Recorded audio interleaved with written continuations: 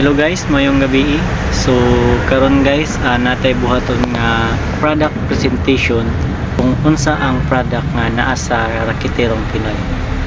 So nay nangutan na sa ko guys, ako ba daw ng Raketerong Pinoy nga dropshipping. So ako ang linawon lang guys, isa lang ko sa distributor. Ako lang pangalan nakabutang sa Raketerong Pinoy sa website, magpamatuod nga legit ko nga online seller sa ilahang kumpanya.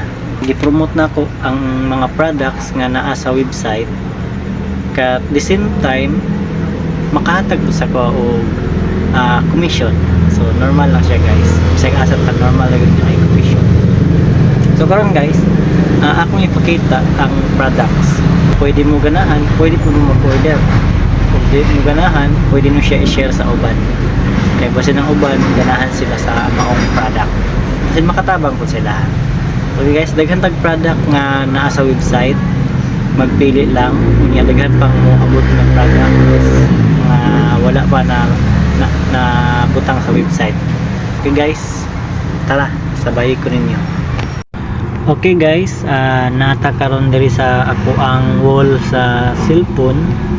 So karon guys, akong ipakita sa inyo ang products nga akong i-present. Isa-isahon lang na ako pag-present guys, para ang mutan-aw sa akin nga video makabalog unsa nga product para asa siya.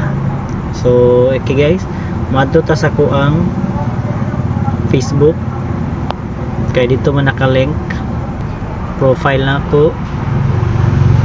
Moni ang ako ang profile sa Raketerong Pinoy. Raketerong Pinoy pud akong gibutang sa pangalan sa Facebook, kay para dali ra makita sa mga tao nga gusto mag-order. So i-scroll lang nato, click na to ni kaning website sa Raketerong Pinoy para makita na to ang iyang description. So mo ni akong pangalan sa website nila guys. So daghan tag products. Kung unahon nga present karon nga products, kining Liniment Plus, tan-aw na to ang iyang description.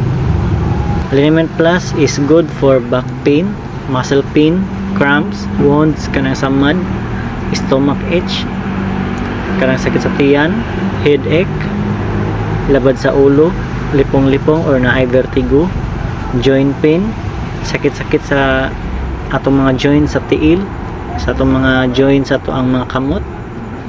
Onya, good for pregnant women and children. So safe kani siya nga haplas guys, safe siya gamiton sa mga buntis ug sa mga bata.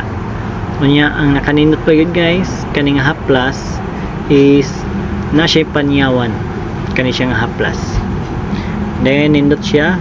So barato lang po din siya guys, kani siya nga haplas.